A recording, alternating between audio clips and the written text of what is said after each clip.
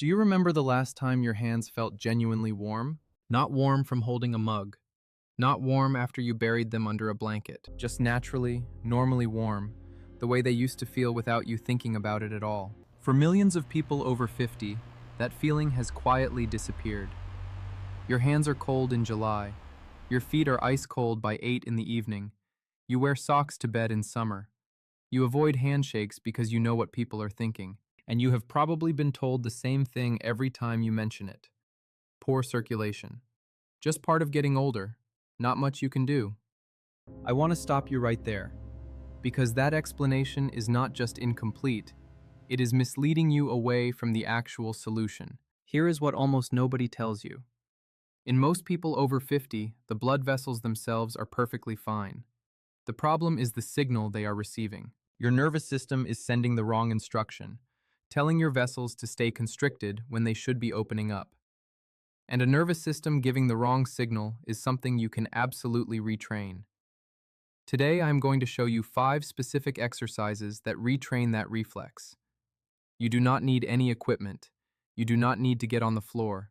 And you can start feeling a difference in as little as 7 days. Stay with me until the end, because after the exercises, I'm going to give you a technique I call the 3-second, the thermal reset. It takes no extra time, costs nothing, and it may be the single most effective thing you do all week for your hands. Let's get into it. Before we start moving, I want to spend just 2 minutes explaining what is actually happening inside your body. Because once you understand the mechanism, every single exercise will make perfect sense. Your body has one absolute priority above everything else. It is called core temperature. Your brain, your heart, your vital organs, they must stay within a very narrow temperature range. Your body will sacrifice anything to protect that range. And the first thing your body sacrifices is blood flow to your extremities. Here is the biology. You have sensors called thermoreceptors in your skin and vessel walls. They report to your brain constantly. And if the brain decides, even slightly, that warmth is scarce, it activates peripheral vasoconstriction.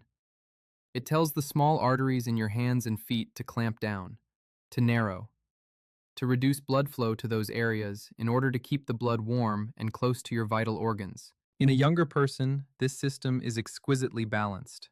The vasoconstriction happens when it is truly needed and releases quickly when the threat passes. Blood flows back to the extremities within seconds. But here is what changes with age. Those thermoreceptors become less sensitive. The sympathetic nervous system becomes more reactive. It fires more easily, more often, with less justification. Your body starts treating mild temperature changes as emergencies. It constricts those peripheral vessels at the slightest provocation and is slow to let them back open. The result is hands and feet that are cold most of the time, not because the blood cannot get there, but because the nervous system is holding the door shut. Now here is the important part. This is not structural damage. The vessels are still there, the nerves are still there, the reflex mechanism is intact. It just needs to be practiced, stimulated, reminded how fast it used to work. That is exactly what these 5 exercises do. Each one targets a different part of the reflex chain. Together, they rebuild the system from the ground up. Let's begin. Exercise number 5. We are starting with breathing, and before you think this is too simple to matter, let me explain exactly why this is the essential first step. Your sympathetic nervous system, the one causing the vasoconstriction, has a natural opponent. It is called the parasympathetic nervous system, the rest and digest system. And the fastest, most direct way to activate it is through your breath.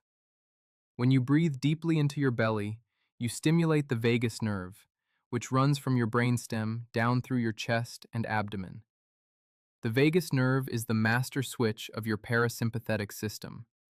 When it fires, your blood vessels relax, your heart rate drops, and the constriction in your extremities begins to release. Here is exactly what to do. Sit comfortably in your chair. Place one hand on your chest and one hand on your belly. Now breathe in through your nose for a count of 4, and make sure it is your belly that rises, not your chest. Your chest hand should stay almost still. Hold for 2 seconds. Then exhale slowly through your mouth for a count of 6. That exhale, longer than the inhale, is the key. It is the exhale that activates the vagus nerve most strongly. Let us do this together right now. Breathe in through your nose. 1, 2, 3, 4. Feel the belly rise. Now hold. 1, 2. Now exhale slowly through your mouth. 1, 2, 3, 4, 5, 6. Again, breathe in. 1, 2, 3, 4. Hold. 1, 2, and exhale. 1, 2, 3, 4, 5, 6. Do 6 full cycles of this. By the time you finish, many people already notice a slight tingling or warming sensation in their fingertips. That is not imagination.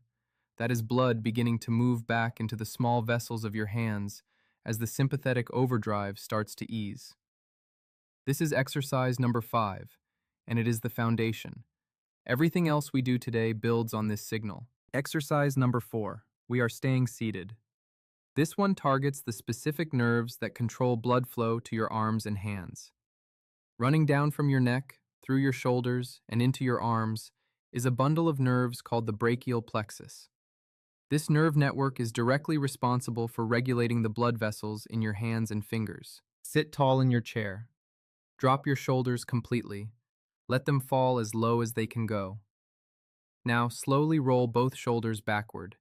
Big, slow circles. Up, back, down, forward. Feel the tension releasing across the top of your back. Do 5 circles backward, then 5 forward. Now, why does this matter for cold hands? When the muscles around your neck and shoulders are chronically tight, which they almost always are in people over 50 who have spent years at desks, in cars, looking at screens, they compress this nerve bundle. And compressed nerves send poor signals. They cannot properly regulate the vessels below them. Now the neck. Let your right ear drop slowly toward your right shoulder. Not forced, just let gravity do it. You should feel a gentle stretch on the left side of your neck. Hold for 10 seconds. Breathe into it. Then slowly bring your head back to center and let the left ear drop to the left shoulder. 10 seconds. Breathe. Finally, slowly bring your chin toward your chest. Hold for 10 seconds.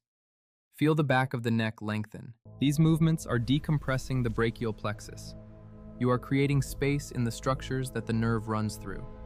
As that nerve bundle decompresses, the quality of the signals it sends to your hand vessels improves. Blood flow regulation improves. Warmth returns. Do this sequence twice. It takes less than 2 minutes, and the effect builds cumulatively over days. Exercise number 3.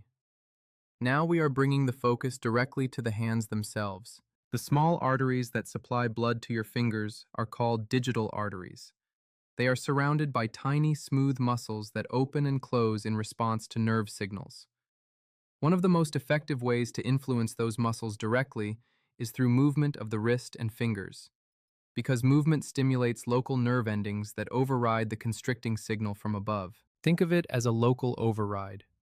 Even when your central nervous system is telling the vessels to stay shut, local mechanical stimulation at the wrist and finger level can begin opening them from below. Extend both arms in front of you, elbows slightly bent. Now make slow circles with both wrists. 5 circles in one direction, 5 in the other. Go slowly enough that you feel every part of the rotation. Now spread your fingers as wide as you possibly can, like you are trying to touch 2 opposite walls at once. Hold that for 5 seconds. Then curl your fingers tightly into a fist. Hold for 5 seconds. Open wide again. Close. Open. Close. Do this 10 times. With each opening, you are stretching the small vessels and nerves in the palm. With each closing, you are squeezing and pumping. The alternation creates a mechanical pump effect in the hand. Now shake your hands out loosely at your sides for 30 seconds. Let your fingers go completely limp and just shake from the wrist. This increases local blood velocity and helps flush out any tension that is built up in the small vessels. After this exercise, hold the back of one of your hands to your cheek. Many people notice at this point that the hand feels noticeably warmer than when we started. That is the local override working. The vessels in your hand have been mechanically reminded to stay open. Now, if you have been doing these movements along with me, I want to ask you something. Can you already feel a slight warmth in your legs? A gentle sense that the circulation is waking up? That is not your imagination. That is blood moving through pathways that may have been sluggish for months or years. We are halfway through the exercises. The next three get progressively more powerful. And exercise number one, the one I have been building toward, is the one that most directly trains the reflex itself. Not just the circulation, the reflex. Stay with me. Exercise number two. We are standing now. You will need your wall. This exercise works on two things simultaneously. First, it activates the large muscles of your upper back and chest, and those muscles share blood supply with the vessels of your arms and hands. When large muscles are activated, they demand increased blood flow to the entire region, which carries warmth down into the extremities.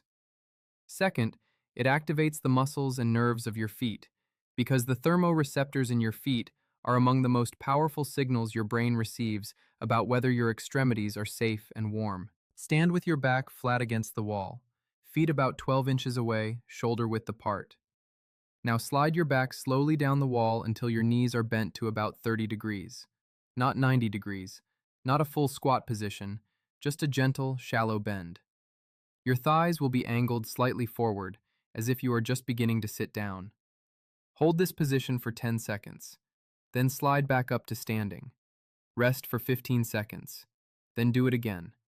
Do 5 holds total. Now here is why this specific angle is important for cold hands specifically. At 30 degrees of knee bend, you are putting a sustained, moderate load on all the large muscles of your thighs simultaneously. Unlike rhythmic exercises, this sustained contraction creates a prolonged compression of the veins in your thighs, a steady, powerful squeeze rather than a pulse. This trains a different quality in your vascular system, sustained tone, the ability to stay contracted for several seconds, which is precisely what your leg vessels need to do in the moments after you stand up. There is also a secondary benefit. By sustaining this wall press position repeatedly, you are training your large muscles to stay engaged for several seconds, exactly the kind of sustained tone that helps regulate blood flow to your extremities.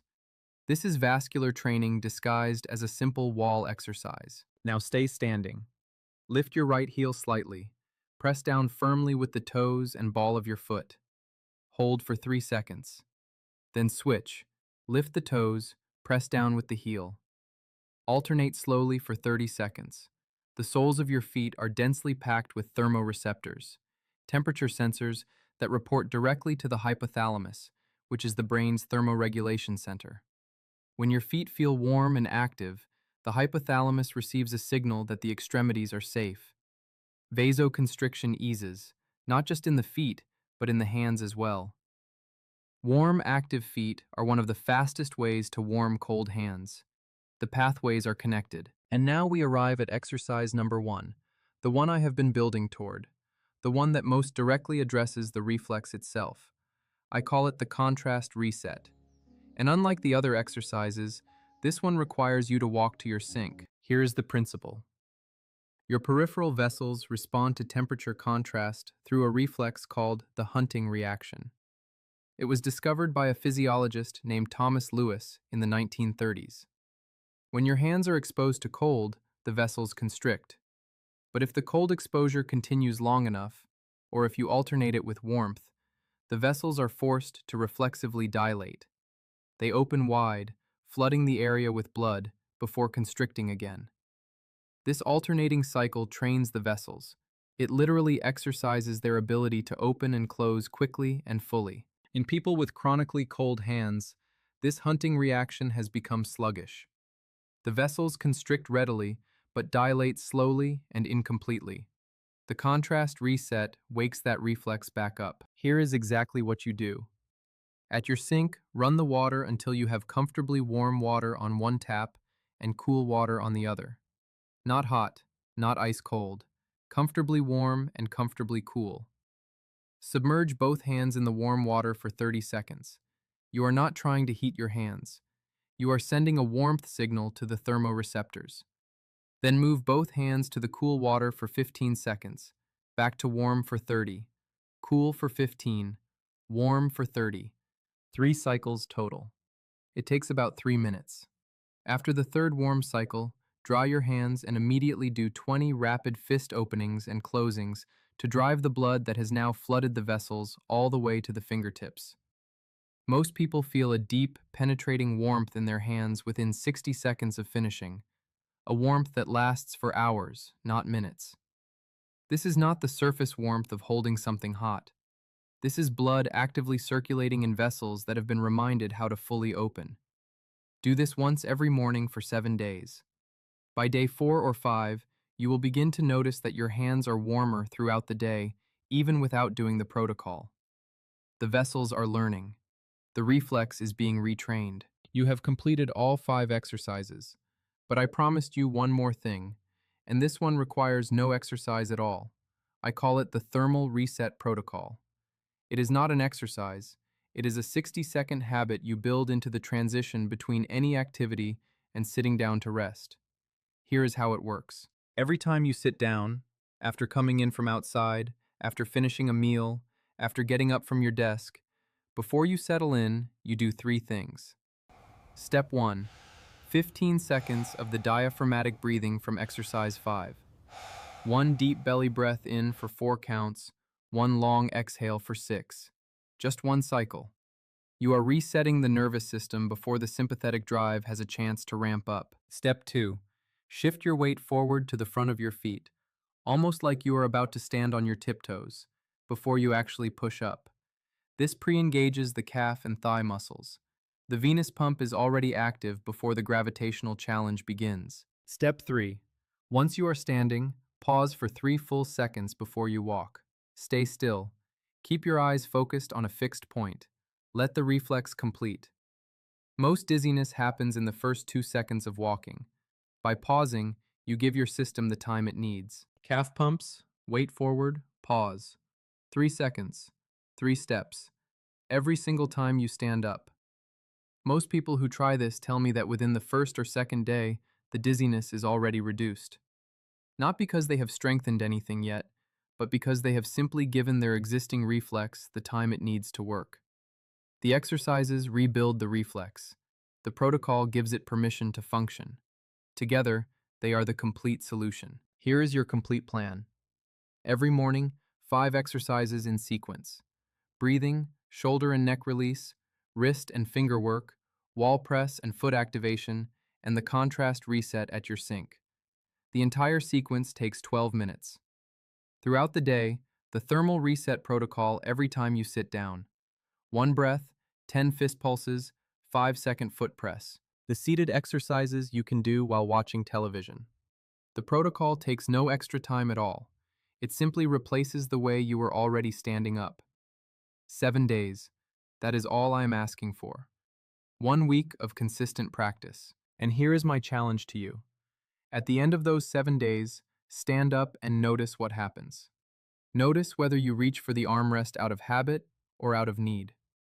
Notice whether you are bracing yourself or whether you have stopped bracing because you simply no longer need to. Come back and tell me in the comments. I read every single one. Your experience matters, not just to me, but to every person who watches this video and is still deciding whether to try. If this helped you today, please share it with someone you love who grabs onto things before they stand up. They deserve to know that there is a reason and there is a solution. Take care of your body. It is listening. I will see you in the next one.